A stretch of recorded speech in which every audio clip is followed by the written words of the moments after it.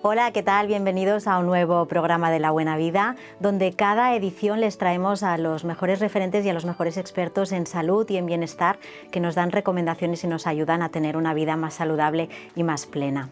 Hoy hemos preparado un programa muy especial. Vamos a hablar de una de las enfermedades que más afecta a nuestro tiempo, que es la depresión. Según la OMS, la depresión afecta a más de 280 millones de personas en todo el mundo y se considera que en España la depresión afecta a más del 5% de la población. Es más frecuente entre mujeres que en hombres y en los últimos años se han disparado los casos entre jóvenes y adolescentes. Hoy vamos a hablar de todo ello, de cómo se manifiesta esta enfermedad, de si sigue habiendo un estigma en torno a la salud mental, de por qué es tan difícil pedir ayuda y sobre todo de lo más importante, qué podemos hacer como sociedad y a nivel individual para afrontarla y para abordar esta enfermedad. Así que hoy en La Buena Vida hablamos de depresión.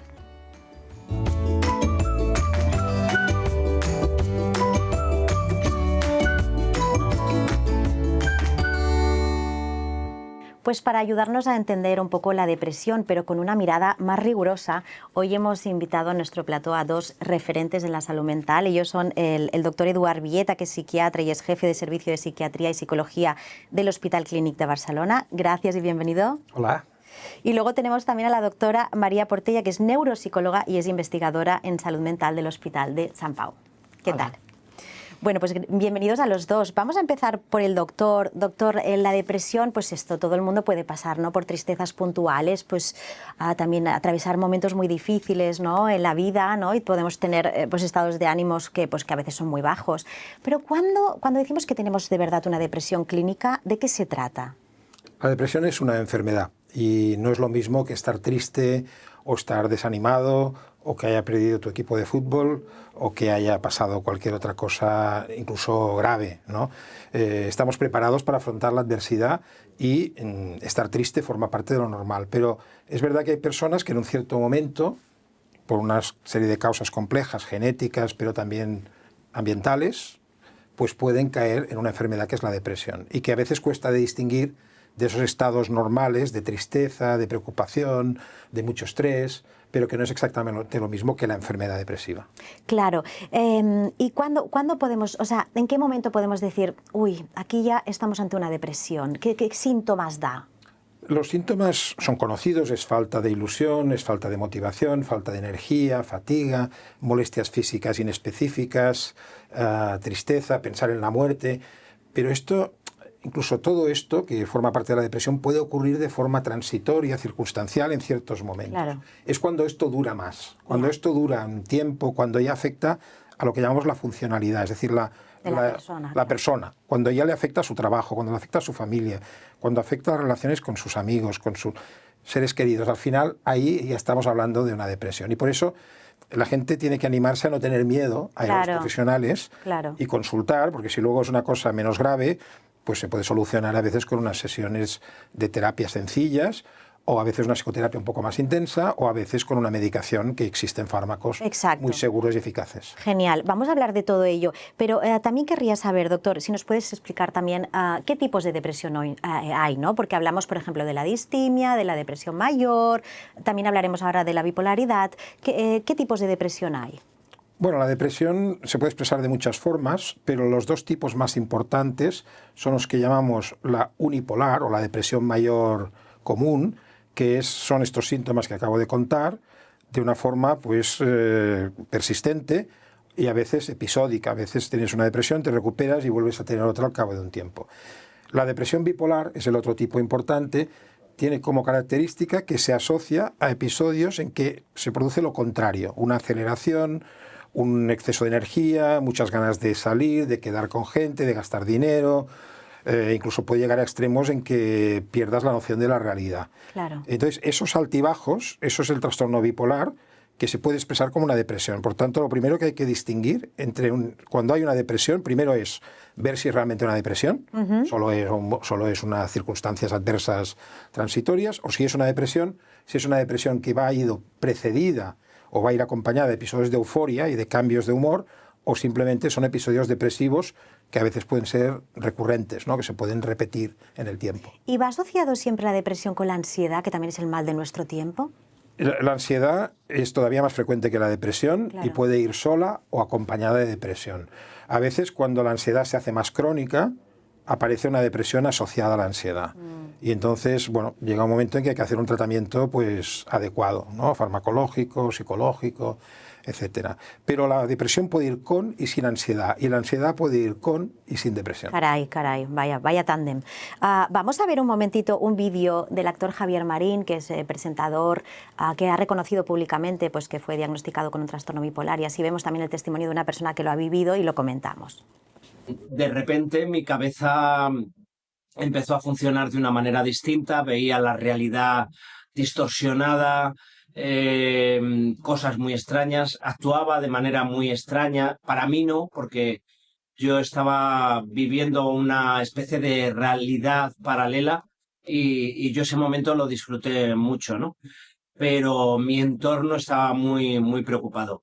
Con el tiempo se vio que esas etapas que tenía eran unas etapas de subida o de manía, que se le llama más clínicamente. Luego pasé a la etapa de depresión. Con el tiempo vieron que lo que tenía era trastorno bipolar. Y fue una etapa muy dura de mi vida porque, sobre todo por la etapa de la depresión. Ahí me sentía angustiado, sin ganas de hacer nada, me costaba levantarme de la cama y llegué a un momento muy duro, muy crítico de mi vida que quería quitarme la vida. Yo sentía tanto dolor en mi interior que pensé en quitarme la vida y llegué a un momento muy crítico. Estuve a punto de hacerlo. Y bueno, gracias a Dios, en el último instante pensé en la gente que me quiere, que tengo alrededor, y decidí no hacerlo. Pero sobre todo lo que a mí mejor me vino fue que en los momentos más duros, el pedir ayuda, contarlo, decirlo a cualquier persona que estuviera en mi entorno, a mis amigos, a mi pareja. Lo explica muy bien, la Muy verdad. ¿Qué opina, doctor? Bueno, es de agradecer que lo explique en público, porque esto pasa oculto. La psiquiatría, las enfermedades mentales tienen mucho estigma asociados, Claro. están mal vistas, y cuesta decirlo en público. Si se dice, se ayuda a muchas personas que están pasando por lo mismo y que no entienden lo que les pasa. Exacto. Él ha dicho una cosa que creo que es muy llamativa, que dice: fue un momento en que lo estaba pasando muy bien, pero mi familia estaba muy preocupada.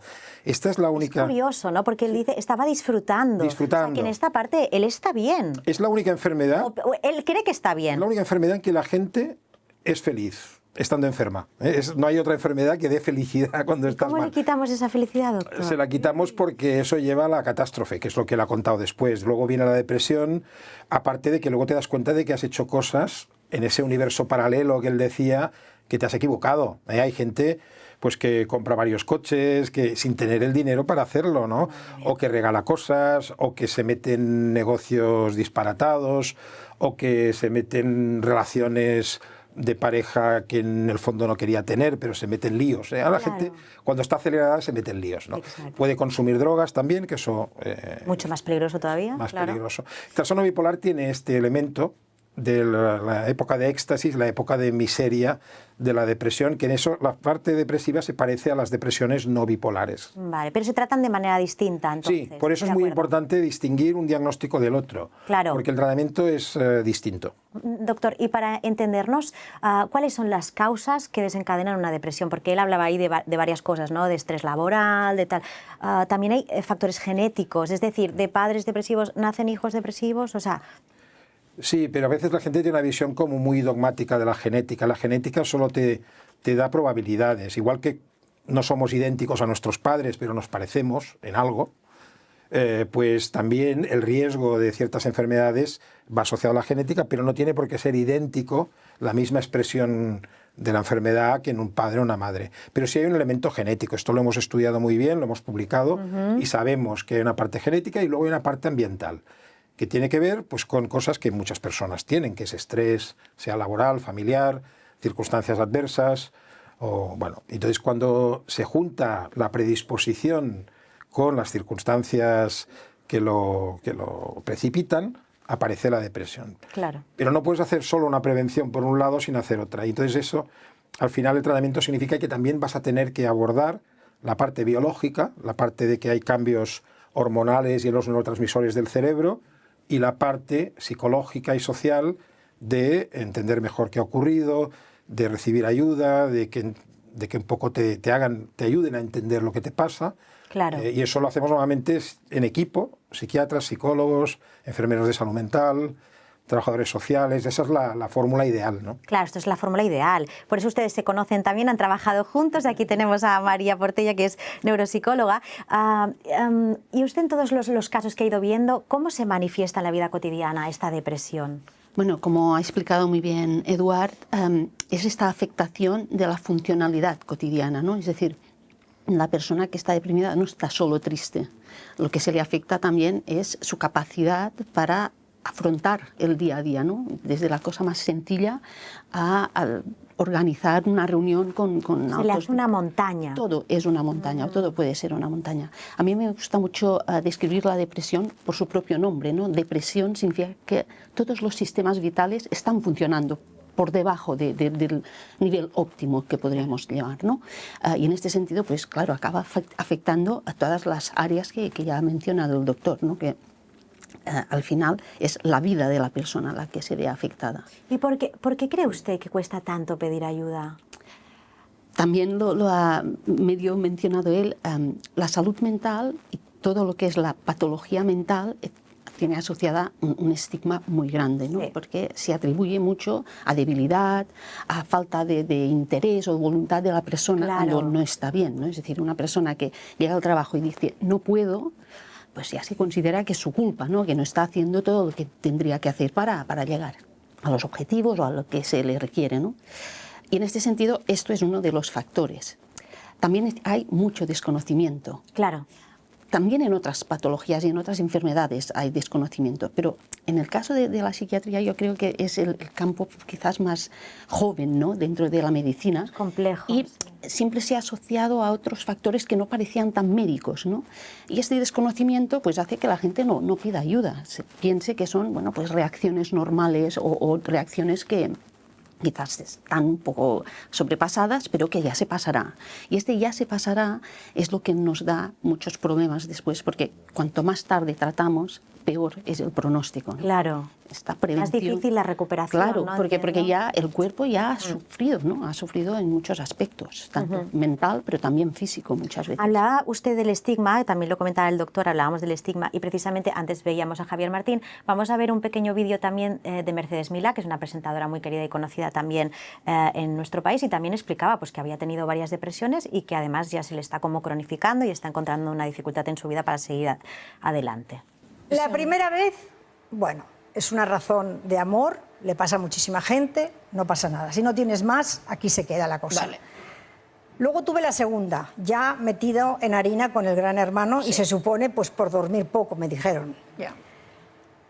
Pero también no pasa nada. Pero amigo, como tengas la tercera, ya es una enfermedad crónica. Wow.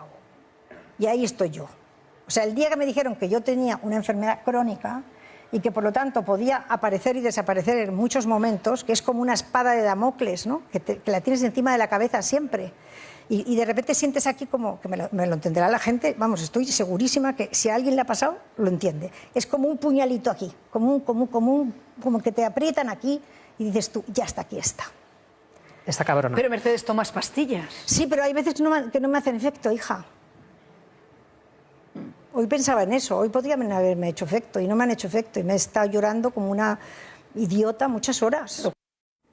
¿Qué opina María? Que los famosos estén dando la cara y también hablando de todo esto, porque al final es una valentía enorme, ¿no? Pero es reconocer unas heridas muy profundas, ¿no? Y desnudarte en público. Sí, bueno, de hecho es muy importante, ¿no? Que la gente hable en voz alta, ¿no? de los problemas de salud mental y del suicidio, claro, porque es la manera de dar visibilidad y de que otras personas puedan percibir que les pasa algo similar, ¿no?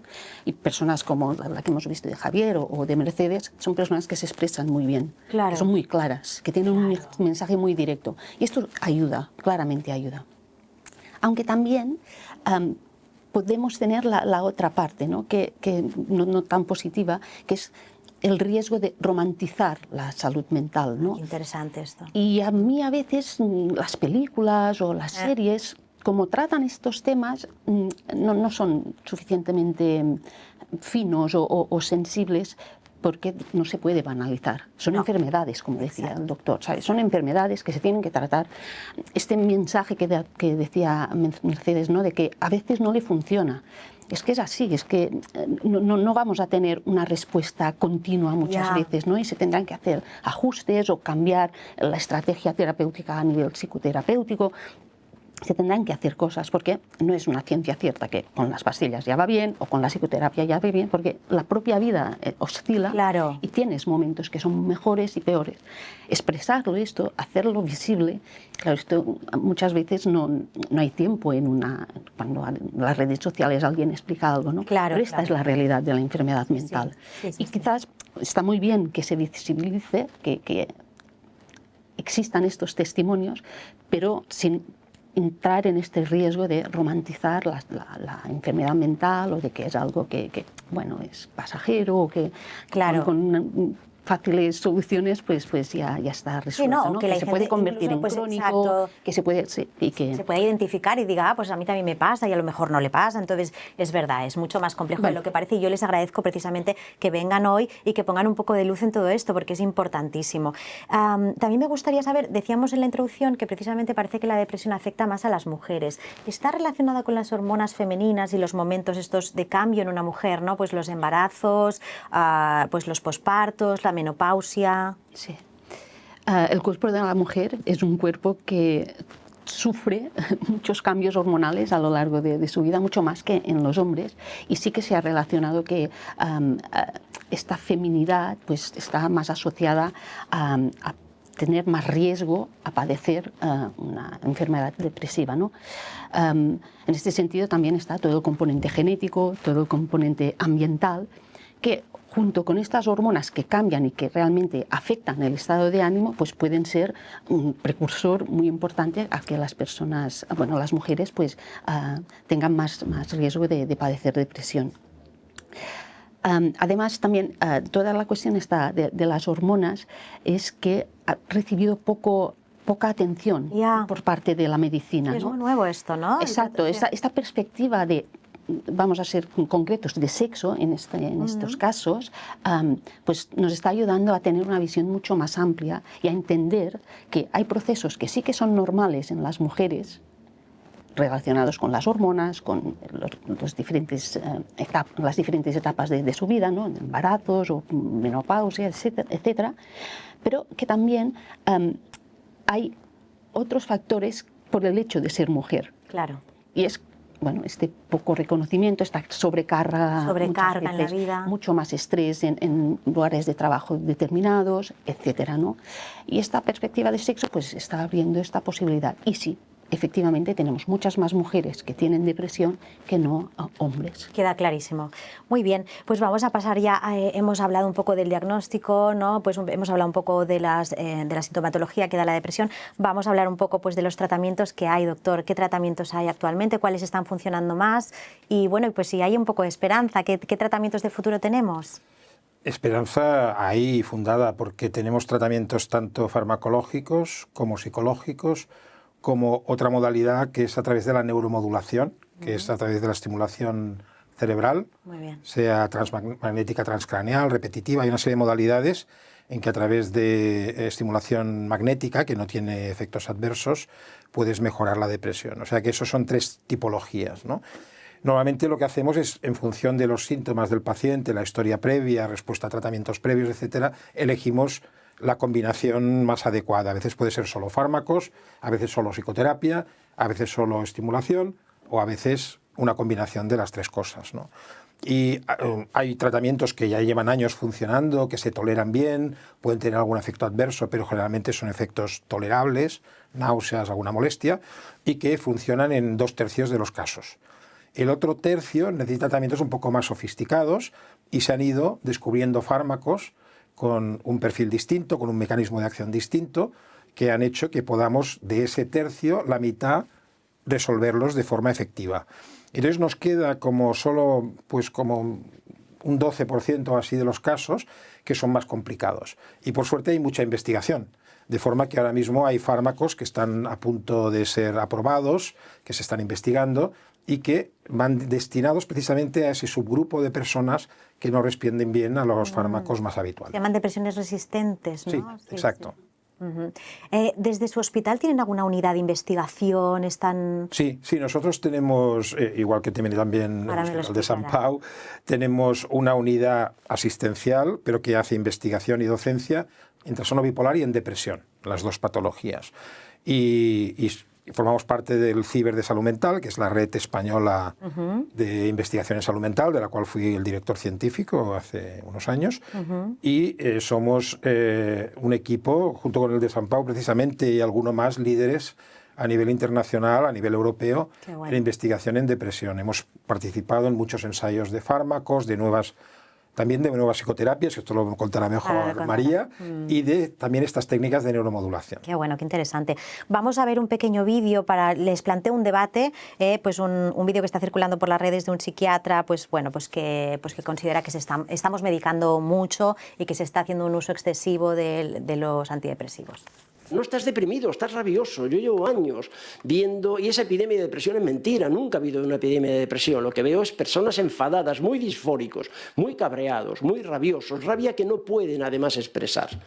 Rabia que no pueden expresar, miedo que no pueden expresar. De ahí aparece entonces el trastorno por ansiedad. Es puro miedo, imposible de expresar, ¿no? Eso se mete en esa máquina de picar carne que se llama DSM-5, es un listado de síntomas. El DSM-5 no es más que, y nada menos, que un catálogo de las manifestaciones del sufrimiento humano. ¿Somos todos enfermos mentales? Pues estamos en ello, están en ello, y tenemos que, y lo que quiero señalar aquí es que desde una visión muy optimista, es que simplemente tenemos que estar atentos y no dejarnos, ya está, y poder estar nerviosos y reivindicar la vergüenza, y reivindicar la tristeza, y reivindicar la rabia, y reivindicar el miedo. ¿Qué opina, doctor? Me recuerda un poco a Donald Trump, en psiquiatra, pero no, la verdad es que hay una cosa que tiene razón, que es que yo creo que desde el COVID hemos tenido a banalizar un poco la depresión y la salud mental. O sea, hemos hablado mucho de salud mental, se ha hecho poco por los pacientes, si somos sinceros, y se ha hecho mucho por divulgar sobre salud mental, que hay una parte muy buena para que rompamos el estigma, pero podemos llegar a confundir un poco lo que son enfermedades con lo que son estados de ánimo no patológicos. Yo creo que estar, como él decía, rabioso, enfadado, o triste, o nervioso, es parte de nuestra conducta normal, y por tanto ahí no voy a entrar. Es verdad que criticar el DSM de esta manera me parece un poco populista, pero sí que estaría de acuerdo en que no hay que banalizar la salud mental y que no hay que confundir, esto creo que lo hemos dicho al principio, sí. Lo que son enfermedades, como una depresión grave, respecto a lo que son estados de ánimo pasajeros o emociones que forman parte de la normalidad de cualquier persona. ¿Y cree usted que estamos sobremedicando, que realmente pues la gente va a sus CAPs, habla con su médico de cabecera, enseguida le dan la pastilla? ¿Cree usted esto? Creo que estamos haciendo dos cosas a la vez, sobremedicando a gente que no necesitaría a lo mejor un antidepresivo e inframedicando a algunos que sí lo necesitan y están yendo a otras opciones porque tienen miedo de los fármacos, porque hay gente que tiene miedo de tener dependencia. A veces pueden ir a profesionales que no utilizan fármacos cuando lo normal es trabajar en equipo y entonces decidirlo, porque los psicólogos que trabajan con un método científico muchas veces son los que te mandan al paciente, oye, que este paciente necesita un tratamiento farmacológico. Entonces, ahí es donde yo creo que el problema que hay es que nuestro sistema tiene poca dotación de psicólogos. Claro. Y entonces, y en primaria hay muy poco tiempo. Y entonces la prescripción del antidepresivo es la fórmula, digamos, que menos tiempo consume y más fácil. Pero muchas veces está indicado el antidepresivo. Pero es posible que haya algunos casos en los que se podría alternativamente usar otro tipo de orientación que no fuera farmacológica. Por tanto, hay una parte de verdad en eso también. De acuerdo, faltaría tiempo y recursos. Sí. Pues vamos a pasar ya para ir finalizando. María, usted lidera un programa en el Hospital Sant Pau que precisamente es un abordaje terapéutico que es diferente, ¿no? Está más, si nos lo puede explicar un poquito en qué consiste y qué beneficios se puede obtener con él. Bueno, la cuestión era esta, ¿no? Que tenemos este porcentaje de pacientes que no acaban de recuperarse bien aun tomando las medicaciones correspondientes o haciendo algún tipo tipo de terapia, y lo que se les afecta es esta funcionalidad que decíamos al principio, ¿no? En este sentido, lo que hemos diseñado es un programa de remediación cognitiva, pero que tiene como objetivo realmente recuperar esta funcionalidad, el hecho de poder volver al trabajo, de poder volver a ir al cine con las amigas, de poder tener unas relaciones normalizadas, ¿no? Y esto lo hacemos en base a este tipo de síntomas que hasta hace poco tiempo, y con Eduard hemos trabajado muchísimo, que son los síntomas cognitivos, ¿no? Son unos síntomas que no se contemplaban como tal, se decía, hay dificultades de concentración, pero realmente las personas con una depresión o con un trastorno bipolar o con cualquier otro trastorno mental tienen estas dificultades que están relacionadas con la organización, la planificación, la memoria, la capacidad de concentración, que también está enlentecimiento psicomotor, etcétera, ¿no? Que esto es lo que se han visto con los estudios recientes, estaría por debajo de esta falta de recuperación completa, ¿no? de estos pacientes, y este programa lo que pretende es esto, a través de una parte de entrenamiento cognitivo, pero sobre todo también una psicoeducación, una psicoterapia relacionada con este día a día, con las actividades del día a día, y es lo que estamos haciendo. Conseguimos dinero para hacer un estudio piloto, salió bien, hicimos un ensayo de fase 2 multicéntrico, también ha salido muy bien, y finalmente conseguimos dinero para hacer la fase 3, ¿no? Que es un poco para ver si funciona para cualquier depresión, por decirlo de alguna manera.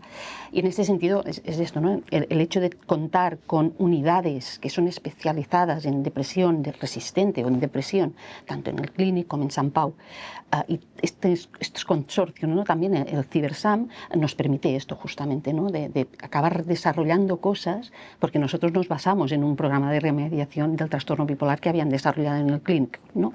En ese sentido, pues tenemos esta esperanza, ¿no? También hablaba de la neuromodulación con la estimulación cerebral profunda, también tenemos todos estos ensayos con estos